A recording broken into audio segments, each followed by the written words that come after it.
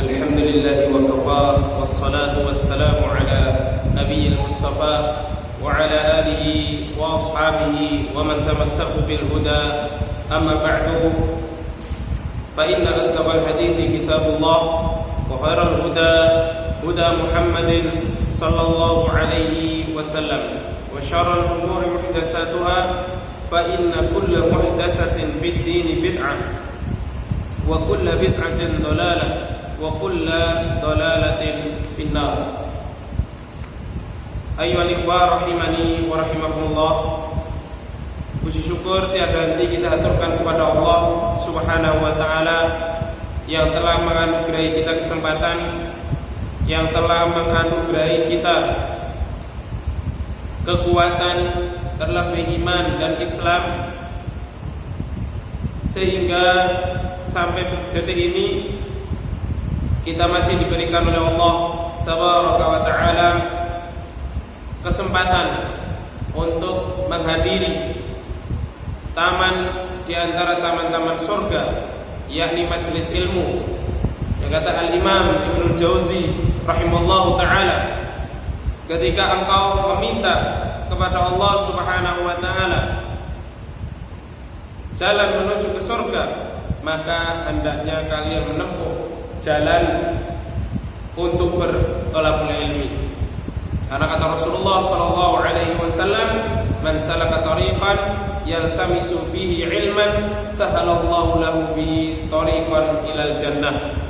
Barang siapa yang menempuh suatu jalan dalam rangka untuk menuntut ilmu syar'i, menuntut ilmu dinullah, sahalallahu lahu bihi tariqan ilal jannah, maka Allah Subhanahu wa ta'ala akan memudahkan dirinya untuk menuju surganya Allah Subhanahu wa ta'ala, di mana dengan seorang itu berilmu, maka dia akan diberikan atau dibukakan untuknya pintu kebaikan-kebaikan yang banyak.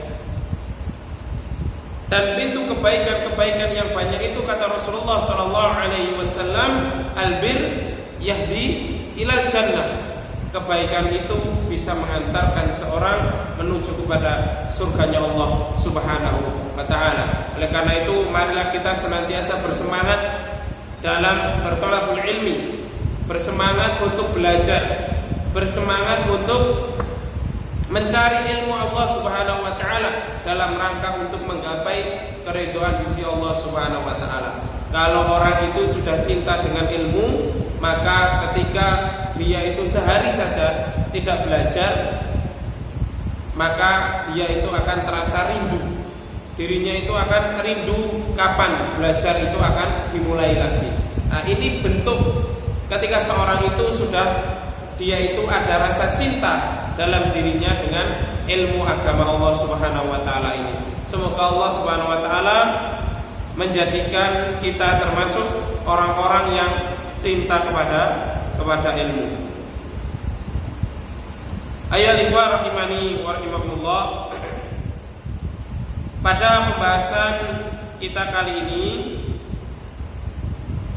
pembahasan yang sebagaimana tertera dalam judul yang telah kita publikasikan, ini masuk pada penjelasan atau mukadimah dari syarah hadis Bulughul Maram yang ditulis oleh Al-Imam Ibnu Hajar Al-Asqalani pada bab izalatun najasah, bab menghilangkan najis.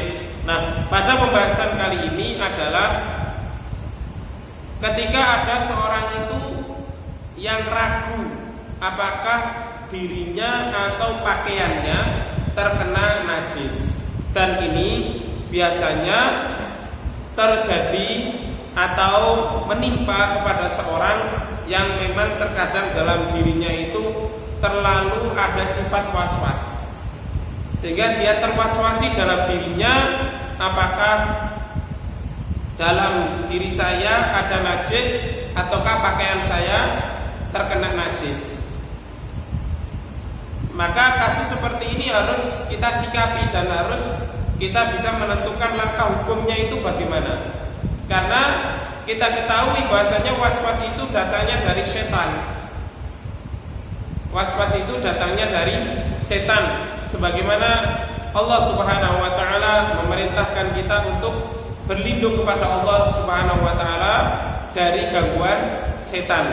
Dalam surah An-Nas, Allah Subhanahu wa taala berfirman, "Qul a'udzu birabbin nas, malikin nas, ilahin nas, min syarril waswasil khannas, alladzi yuwaswisu fi sudurin nas minal jinnati wan nas." Nah, pentingnya kita mempelajari bab ini. Terkadang dalam diri kita sendiri itu terkena penyakit was-was ini.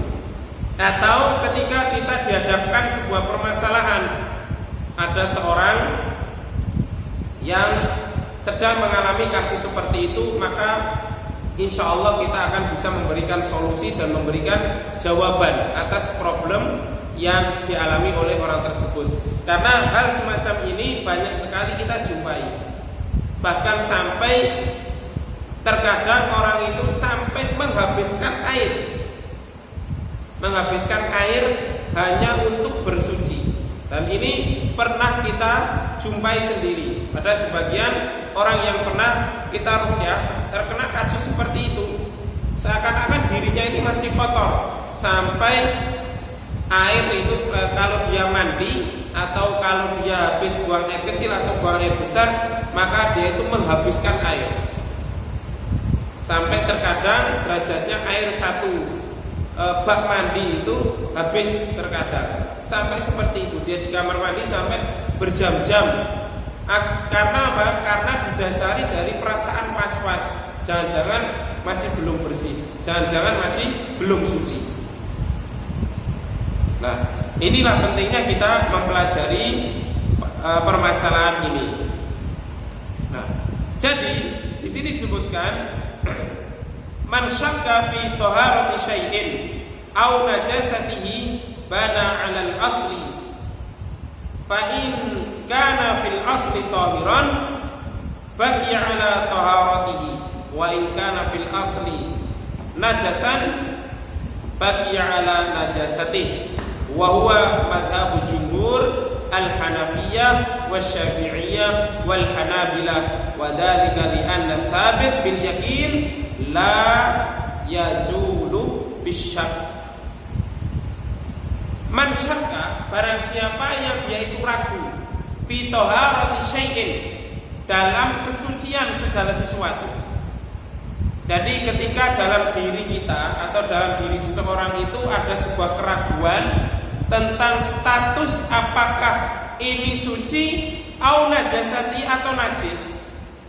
Jadi ketika kita dihadapkan dalam sebuah permasalahan, dua perkara, ketika ada pakaian kita misalkan kita jemur ternyata jatuh, misalkan jatuh di tanah. Nah, posisi seperti itu kita ragu apakah pakaian ini suci atau pakaian ini terkena najis yang saya tidak tahu. Paham ya? Jadi ini contohnya, studi kasusnya. Misalkan ketika ada pakaian yang jatuh, antum menjemur pakaian, kemudian pakaian yang antum jemur jatuh ke tanah, dan ternyata pada saat tadi sebelum pakaian itu antum ambil, misalkan ada anjing yang lewat situ, atau ada kucing yang buang kotoran, entah kencing ataupun berak. Posisi ini kan membuat kita ini ragu, apakah pakaian kita yang jatuh ini suci ataukah tidak? Apakah tadi anjing itu menjilat pakaian saya ataukah tidak? Ini kan ada ihtimal, ada kemungkinan seperti itu yang menyebabkan diri kita ini ragu. Paham ya? Paham contoh permasalahan ini? Nah, posisi seperti ini maka disebutkan oleh ulama bana 'alal asli, maka dihukumi kembali kepada asalnya. Fa in kana fil asli tahiran baqiya 'ala taharatihi. Ketika zatnya itu suci, maka dikembalikan kepada sucinya, dihukumi sebagai suci. Artinya kalau pakaian tadi memang sudah antum cuci, sudah antum jemur, ternyata kok jatuh, meskipun ada anjing yang tadi lewat situ dan antum tidak tahu apakah anjing tadi menjilati pakaian tadi, misalkan kalau posisinya baju tadi secara zatnya itu suci dan tidak ada bekas air liur anjing di situ, maka dikembalikan hukumnya yakni suci. Paham? Paham ya? Nah, wa in kana fil asli najasan bagi ala najasatihi. Sebaliknya, ketika zatnya itu adalah najis, maka dikembalikan kepada hukum asalnya yakni najis.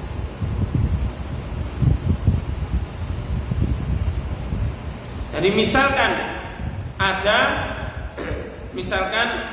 perkara tadi, pakaian tadi, kita lihat jelas-jelas ada bentuknya, ada bekas air liur anjing, maka dikembalikan kepada hukum asalnya yakni najis. Menurut pendapat sebagian ulama yang menajiskan tentang air liur anjing. Paham ya sampai sini? Jadi dikembalikan kepada hukum asal. Kalau tidak ada baunya, tidak ada rasanya, tidak pula ada bekasnya, maka dikembalikan kepada hukum asal. Status pakaian yang jatuh tadi adalah suci, meskipun tadi kita lihat ada anjing yang lewat di situ atau di tempat itu. Paham sampai sini? Nah, ini adalah kaidah. Dalilnya li'anna tsabit, karena yang kokoh itu, yang sudah tetap bil yakin dengan sebuah keyakinan, la yazulu bisyak, tidak bisa dihilangkan dengan keraguan. Maksudnya bagaimana? Maksudnya ketika kita itu sudah dalam kondisi yakin bahasanya baju itu suci, meskipun ada anjing yang lewat tadi, kita yakin suci. Kenapa? Ya karena kita tidak melihat adanya bekas air liur, kita tidak mencium adanya bekas kencing anjing atau kotoran anjing, maka kita hukumi, kita di atas keyakinan bahasanya anjing tidak menyentuh pakaian kita, sehingga dihukumi sebagai pakaian yang suci. Paham? Karena apa? Karena kaidahnya adalah al-yakin la yazulu bisyak. Keyakinan itu tidak bisa dihilangkan dengan keraguan. Paham? Kalau kita menganggap itu adalah sebuah najis, maka posisinya kita masih ragu. Kenapa kok masih ragu? Karena posisinya kita tidak tahu apakah anjing tadi mengena pada pakaian kita yang jatuh tadi. Nah, ini kan sifatnya masih ragu. Adapun yang yakin apa? Yang yakin adalah kembali kepada hukum asalnya. Asalnya suci, ya sudah kita hukumi suci tanpa harus ada was-was. Misalkan apalagi, misalkan contoh lagi, ketika kita sedang kencing, buang air kecil, atau ketika kita sedang berak, ketika kita sudah membersihkan bekas membersihkan dubur kita, cebok, kalau sudah benar-benar bersih, kita sudah cuci, kita sudah bersihkan pakai sabun, maka kita kembalikan kepada hukum asal menjadi suci. Jangan sampai ada perasaan was-was sampai digosok, sampai apa? Sampai ya maaf terkadang sampai kulitnya ini mengelupas.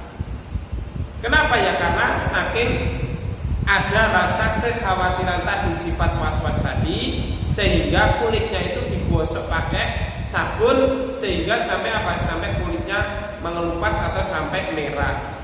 Nah, ini pernah kita jumpai kasus seperti ini. Kasus orang yang dihantui perasaan was-was, seakan-akan toharohnya itu kurang bersih, sehingga sampai menghabiskan air. Sehingga ketika dia di kamar mandi lama sekali. Kencing juga seperti itu. Dia kencing, perasaannya was-was, kakinya terkena air kencing. Nah, padahal kaki kalau kita sudah siram, meskipun sudah kita kena kencing, Ya sudah, kalau sudah tidak berbau, artinya kaki kita tidak berbau pesing, ya maka sudah dihukumi kaki kita ini suci, tidak perlu sampai diguyur pakai air sampai menghabiskan air. Paham ya sampai ini? Ini yang harus kita pahami, dan ini bisa kita sampaikan kepada teman-teman kita atau kepada orang lain yang memiliki sifat atau yang memiliki penyakit was-was dalam bersuci. Sampai naudzubillah min dzalik, sampai ada pernah yang kita temui itu orang dia itu sholat, dia itu pakai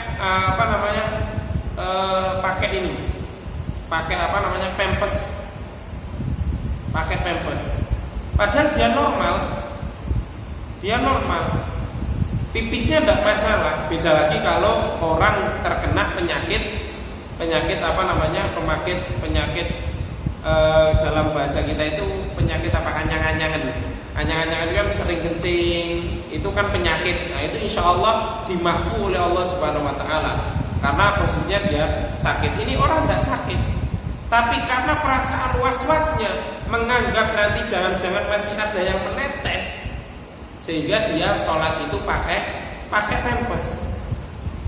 Padahal dia normal, karena dia tidak normal hanya karena perasaannya. Nah inilah akibat dari kejahilan, akibat dari dia itu tidak belajar, sehingga seakan-akan dalam perasaan dirinya itu kurang bersih terus dalam toharohnya. Padahal dalam kaidah al-yaqinu la yazulu bisyak, keyakinan itu tidak bisa hilang dengan sebab keraguan. Jadi fa idza wajada ihtimalu ayyakuna qad taqadir min mahalli najasin au min mahalli tahirin fal aslul hukmi bi taharatihi wala yusaru ilal hukmi bi najasatihi bi mujarradis syakki wal ihtimal. Jadi ketika dijumpai adanya kemungkinan seperti tadi yang saya contohkan, tadi kan ada anjing ke sini, kemungkinan nanti pakaian saya diinjak anjing, atau kemungkinan tadi anjing itu menjilati pakaian saya. Nah ini kan baru kemungkinan, baru prasangka, baru don. Nah kita ini tidak boleh berdalil atau menggunakan don sebagai pijakan dalam beragama. Paham ya? Jadi tidak boleh. Kita kembalikan kepada hukum asal. Dalilnya apa? Dalilnya adalah hadis yang diriwayatkan oleh sahabat Abdullah bin Zaid radhiyallahu anhu, di mana tentang kasusnya siapa? Kasusnya orang yang pernah datang kepada Rasulullah Shallallahu Alaihi Wasallam perihal dia itu was-was di dalam sholatnya, apakah dia itu kentut atau tidak. Maka simpel jawaban Rasulullah Sallallahu Alaihi Wasallam, ketika kamu tidak mendengarkan bunyi dan kamu tidak menjumpai bau kentut, maka teruskan sholatmu, hilangkan sifat was-was tadi. Paham? Ini adalah dalil yang jelas, yang nyata dari Rasulullah Sallallahu Alaihi Wasallam. Sampai dalam keadaan sholat pun, ketika kita belum mendengar bunyi kentut atau tidak mencium bau, maka teruskan sholatnya. Karena terkadang setan itu mewaswasi perasaan seseorang, apalagi orang-orang yang terkena gangguan-gangguan sihir. Itu biasanya ketika sholat dia itu terwaswasi. Ketika selesai wudhu seakan-akan ingin kentut, atau setelah wudhu kentut, padahal sebelum wudhu tidak kentut. Ketika sholat juga ada perasaan jangan-jangan kentut. Ini biasanya yang terkadang kita jumpai kasus-kasus orang yang terkena gangguan sihir, terlebih sihir masyruq atau makul, sihir yang dilarutkan lewat makanan atau minuman. Biasanya menimbulkan perasaan seperti itu. Jadi dibikin ibadah tidak tenang. Nah, ini termasuk sudut juz'i, terhalangi beribadah kepada Allah Subhanahu wa taala secara parsial. Nah, kalau ada posisi seperti itu sudah biarkan saja. Lalu kita pada saat sholat atau antum atau sebagian teman-teman yang mendengarkan kajian ini yang ketika terwas-wasi seperti itu atau terkena gangguan sihir, yang dia itu ketika sholat terhantui perasaan kentut dan sejenisnya, kaidahnya kata Rasulullah SAW, ketika tidak dijumpai suara kentut atau tidak mencium bau kentut, maka lanjutkan. Itu hanya was-was dari syaitan. Paham sama sini? Paham ya? Ada pertanyaan? Silakan. Ya, silakan. Silakan tanya aja.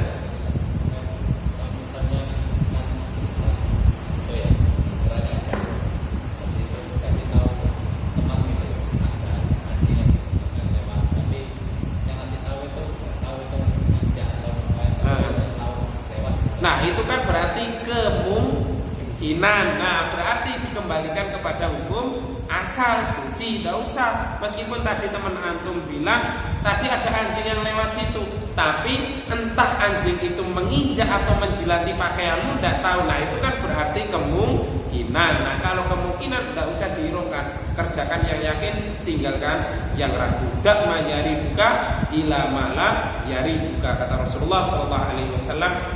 Baiklah, hadis riwayat Imam Tirmidzi. Dak ma yari buka ila ma la yari buka. Tinggalkan yang ragu, kerjakan yang yakin. Itu kan ragu, ihtimal, kemungkinan. Nah, yang namanya kemungkinan hilangkan saja.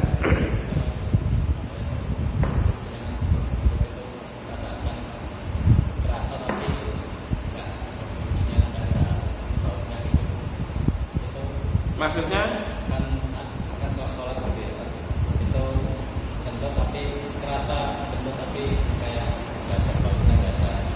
iya, berarti tidak kentut, hanya perasaan saja. Itu baper namanya, terbawa perasaan.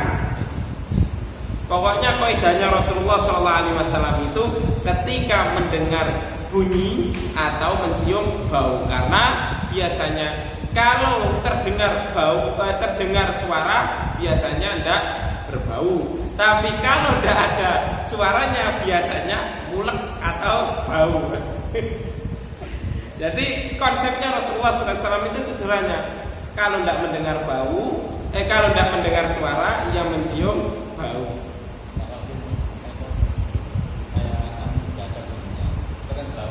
Tapi diri sendiri itu tidak merasa bau, orang lain merasa bau.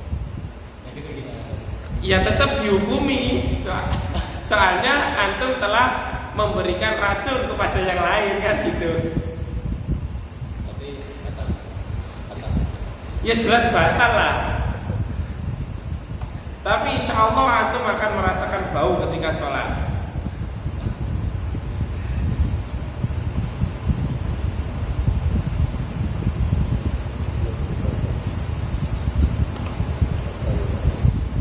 Ada pertanyaan lagi?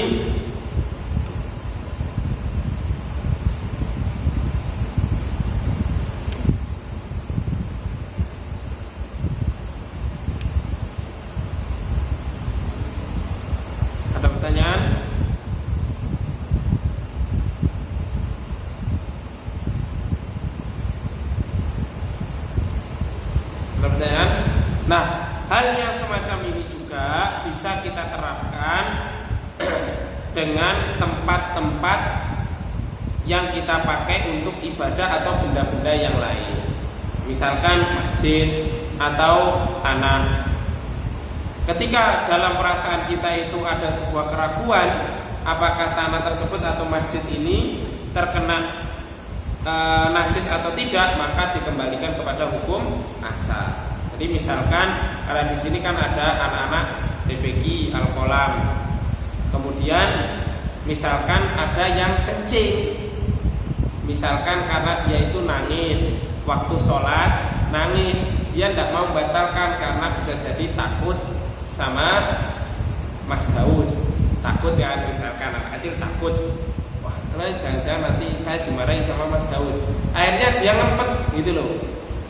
Posisi sholat dia kencing di tempat. Nah, karena dia posisi kencingnya di masjid, maka area lain yang tidak kena atau tidak diinjek tanah tadi berarti kita kembalikan kepada hukum asal.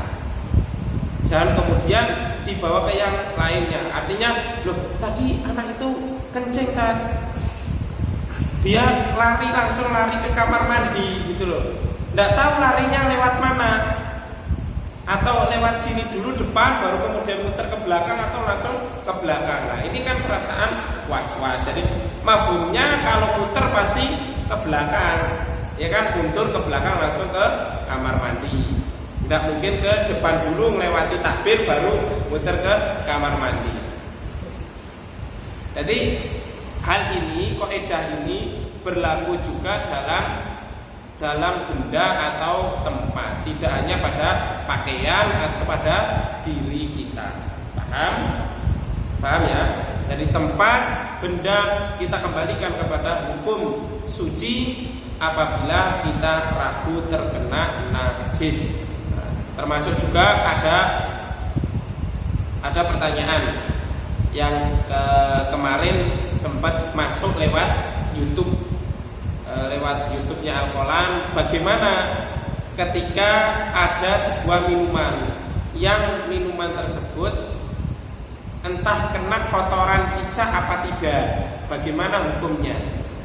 Maka kita kembalikan kepada hukum asal, yakni suci. Ini kan masih kemungkinan, ihtimal. Maka ihtimal itu tidak bisa menghilangkan keyakinan. Selama di dalam air tadi tidak kita jumpai adanya kotoran cicak, atau air tadi tidak berubah salah satu dari tiga sifatnya, maka statusnya masih suci. Paham? Nah, bagaimana kalau terkena benda padat? Kita kembalikan kepada bagaimana kita menyikapi kotoran cicak. Kalau kita menganggap bahasanya kotoran cicak itu tidak najis, maka ketika terkena benda padat pun tidak menjadi masalah.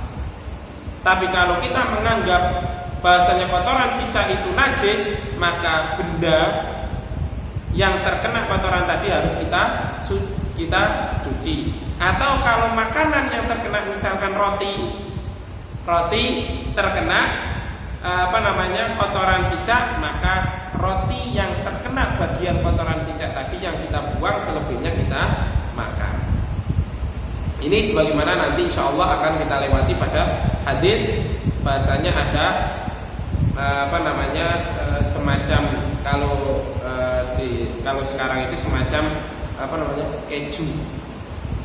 keju atau semacam lemak samin lah istilahnya, itu yang sudah agak mengeras, yang kemudian kejatuhan tikus yang mati. Kata Rasulullah SAW, buang yang terkena itu dan sisanya dimanfaatkan. Sama halnya dengan tadi, misalkan ada roti, yang roti tadi terkena kotoran cicak, maka yang terkena kotoran cicak itu saja yang dibuang, sisanya dimakan. Jangan dibuang semuanya karena mubadir. Apanya? Kotoran cicak. Kotoran cicak menurut fikih yang kita pelajari bahasanya tidak najis, karena tidak ada dalil yang menajiskan kotoran cicak.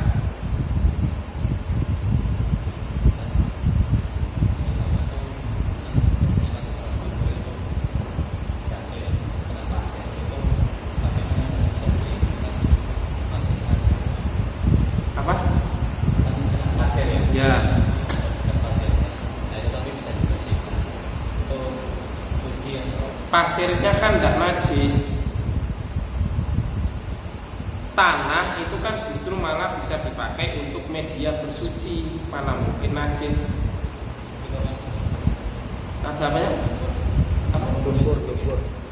Ada lumpur, tidak masalah. lumpur tidak najis. Kalau seandainya lumpur itu najis, maka kita tidak boleh sholat di tanah lapang. Tanah lapang di sini rata-rata berlumpur.